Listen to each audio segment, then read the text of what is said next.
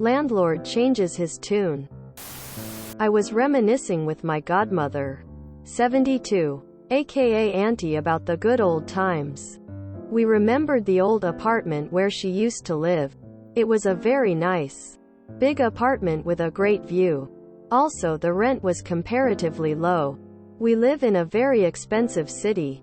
My aunt used to be rather poor, but after her husband cheated on her, he moved out when they divorced and she went to evening college.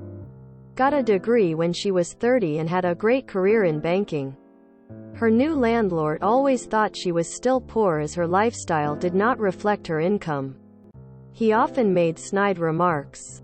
In my country, the lease is independent from ownership.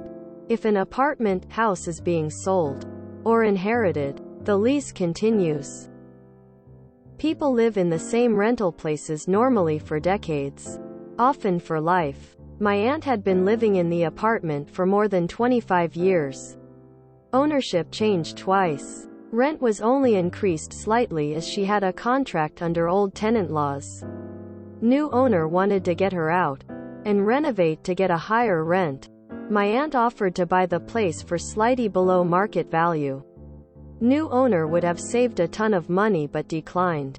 Notice period by law. If you had lived in the same apartment for more than 10 years. Back then was 12 months. Today it would be 9 months. During this time, owner tried to sell it on the market for 50% more than my aunt had offered. Aunt upped the offer by 5% and sued, because they had claimed wanting to renovate and now instead they tried selling. Which again, you can't boot a renter out just because you want to sell.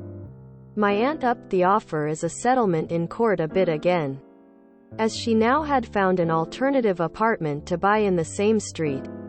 But she liked the old one better, plus no hassle moving, etc. Owner declined settlement, lost the case and had to pay all lawyers and court fees. This was 18 months after the notice had been given. My aunt bought the other apartment the week after, handed in her 3-month notice. It's shorter for renters. And suddenly the owner realized that they wouldn't receive rent anymore and offered to sell for the amount that she had offered in court. Aunt could have easily afforded to buy a second apartment but declined. Old apartment stood empty for another 7 months because nobody wanted to pay the steadily lowering asking price. Owner had run out of money. Finally got sold for the same amount as my aunt's second offer had been nearly 2 years earlier. Below the court settlement offer. My aunt met owner daily on the street when he was walking his dog. She always made sure to greet very politely. Too bad you can't do that here in the United States.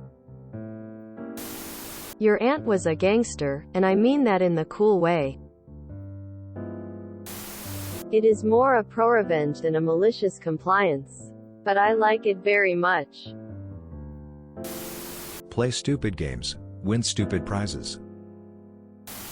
That's my kind of petty.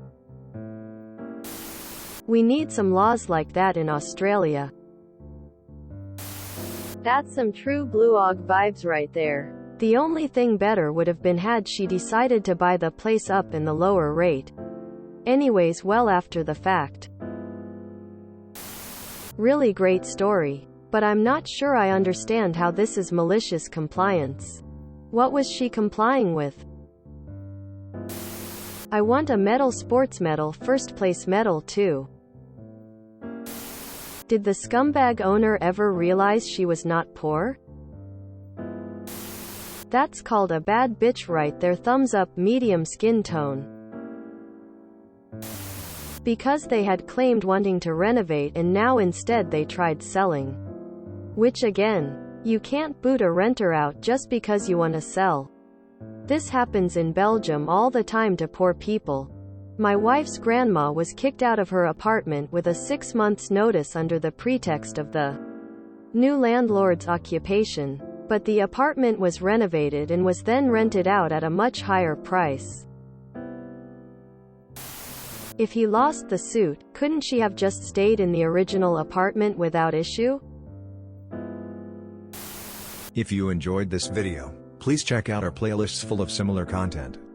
Epic Aircast is like doom scrolling for your ears. Please like, share, and subscribe.